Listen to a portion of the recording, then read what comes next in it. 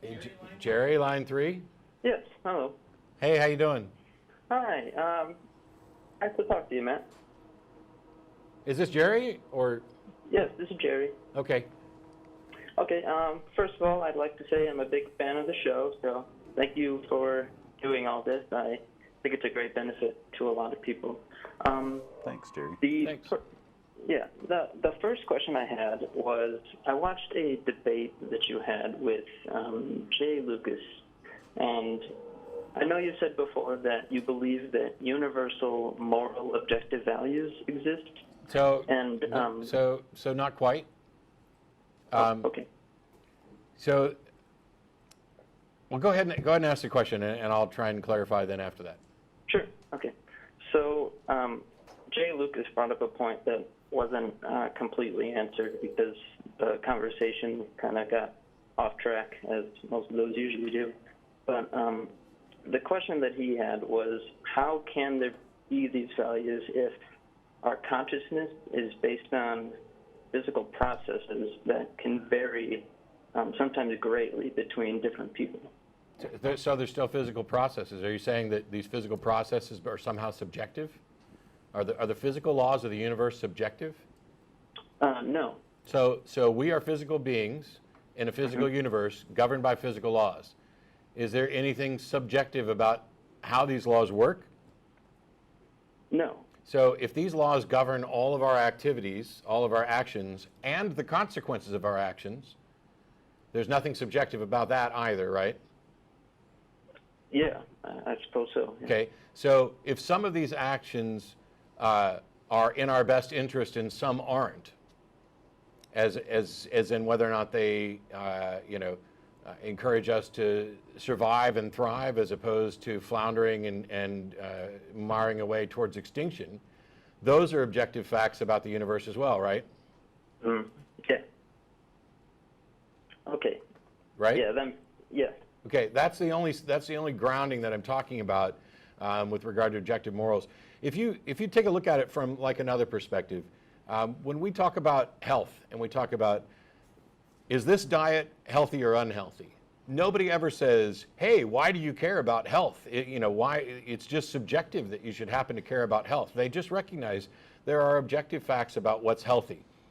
If we talk about fairness and somebody says, is this fair or is it unfair?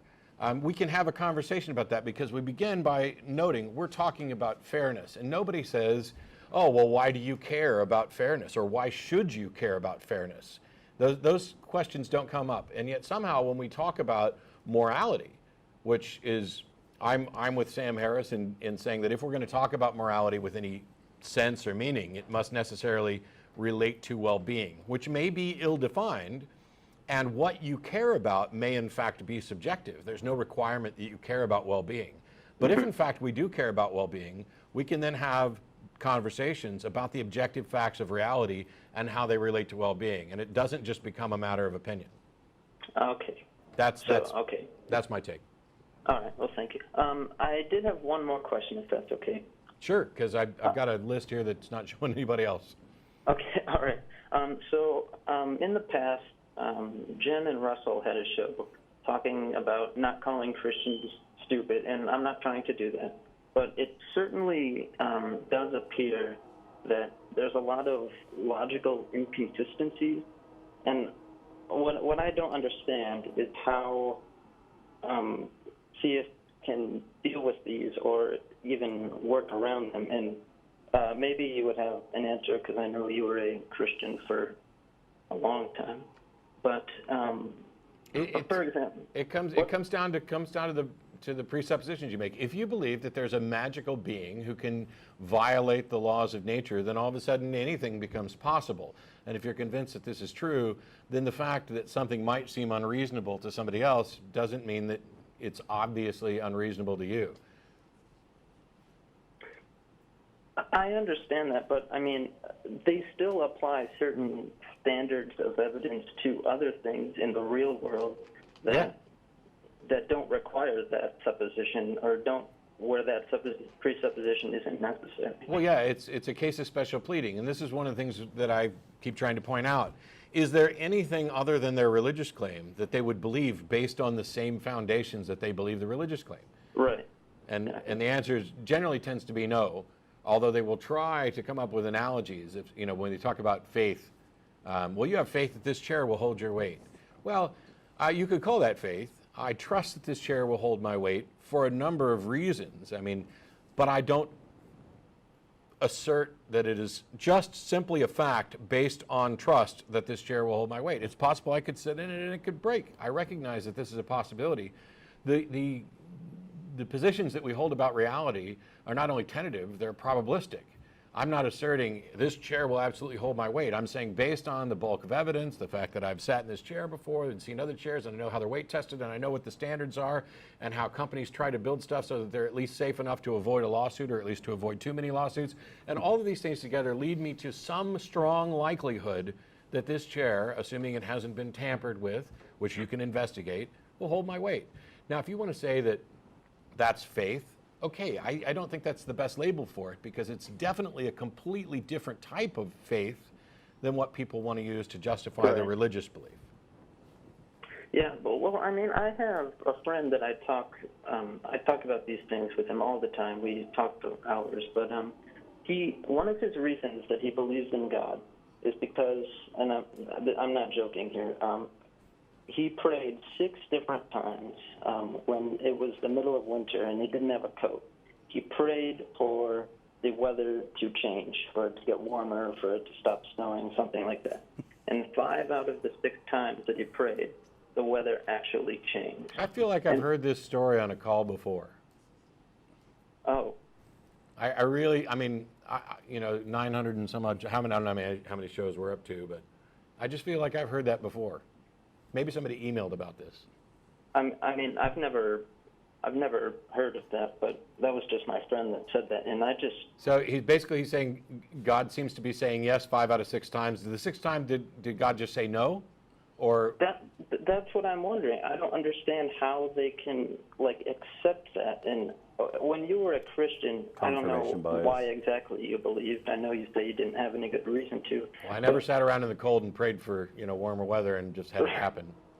Right, but there's something that you're either ignoring your other usual standard of evidence for believing something. Yeah. And I don't understand that. That's what John was just saying. Yeah, it's confirmation bias, but I think the reason people compartmentalize religious belief is because they really were told that stuff was true before they reached the age of reason and rational thinking.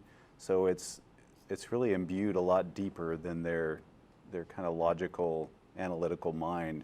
It's almost like it's different synapses, and so they hold on to this and they create a special category. Okay, well, this is religion, this is faith, this is different. And I think people really don't apply the same standards to it because in their mind it's different. It's like a different realm.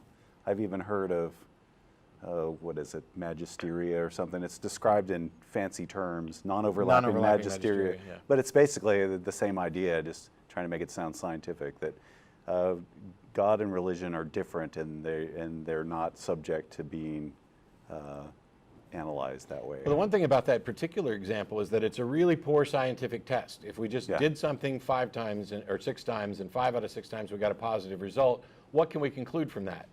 Well, I don't know that you can necessarily conclude anything from that. Did he try, for example, praying to other gods to see if it was answered at a similar rate? Did he get other people involved to do this?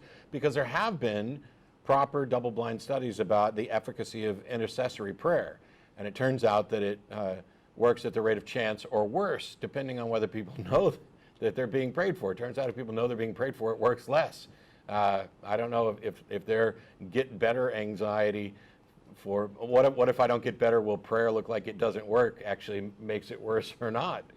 But just, it's kind of like I prayed and God helped me find my car keys. Well, I'm willing to believe that you prayed, and I'm willing to believe that you found your car keys. Right. What justification do you have for saying that God, in fact, helped you find your car keys? Because so far as I can tell, we have no mechanism to confirm the existence of the supernatural, or that the supernatural can interact with the natural, or that the supernatural in fact does. I mean, I did 2 videos that relate to your call on my YouTube channel. One of them is about faith and how, is there anything that you couldn't justify by faith, the type of faith? If I gave everybody in here a quarter and had them all stand up and flip and said, okay, if you flipped a tail, sit down. And we kept doing this. Eventually we'd get to the one person who flipped heads, however many times it takes. When you have a bigger audience, you're going to get to much further. An audience here, we might go through maybe 4 tosses or so, maybe 5, before everybody has, flipped at least 1 tails. You get an audience of 600 or 700 people, and this is something that I'm hoping to do at some talk later on, and you can show that, hey, that one person just flipped heads 9 or 10 times in a row. That's amazing. It's completely impossible. And if all you do is focus on that one person rather than all of the other people, you have something that looks miraculous. And when you focus on the bigger picture, Sure. you have something that looks utterly mundane and obviously normal. Yeah. Well, and 5 out of 6 times isn't that remarkable either. Like if you did the coin flip 6 times and you got 5 heads and 1 tails, well, if you only do that once, it sounds pretty remarkable. But if you do it 32 times, you'll see that that's the odds of that happening. Yeah, the small sample size there, but. Right, and I also asked, like, what would happen if you prayed for it to be 90 degrees and sunny in the middle of January? What if that actually did happen, and you prayed for that to happen, and that actually did happen in the middle of January or something like that? I think that would be remarkable and possibly more, I don't want to say more proof of that it worked, but... So it would certainly be an amazing result, but what conclusion can you draw from it? At best, see, somebody actually emailed me this week about miracles in Catholicism, and most of them have been studied to the extent that they can be studied. That sometimes the church won't allow some things. Sometimes this thing happened in the past, so you can't really investigate it. But the most that science could conclude is that we have some result that does not fit with our understanding of the universe. And so we have no explanation for this. Science can't get to the point of, oh, the explanation is God did it. The explanation is something supernatural influenced this. Because you have no mechanism to say that. All you would end up as far as you could get was, we have no known explanation for this, which doesn't mean that anybody is ever justified in claiming their God did it any more than they are claiming that there's a group of aliens who are running a scientific experiment on the Earth, and so they're hiding out just on the other side of Mars, and they have this beam that will come down and occasionally mess with the way things work down here just to see how we react. I mean, how did you exclude that possibility? Yeah. Okay, well, thank you guys very much for your time. I really appreciate it. Sure. Thank you.